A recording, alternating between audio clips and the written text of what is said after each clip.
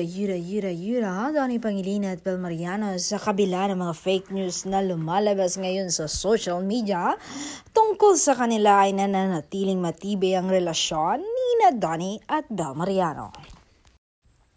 Ayon sa mga marites, magkasama po ang lovers ngayon at hindi lang sila nakikita dahil sa project lamang kundi malapit at may relasyon talagang dalawa. Wala silang pakialam sa mga sinasabi ng mga trolls sa social media dahil wala namang katotohanan. At nagkikita sila hindi lamang sa project kundi talagang mahal nila ang isa't isa.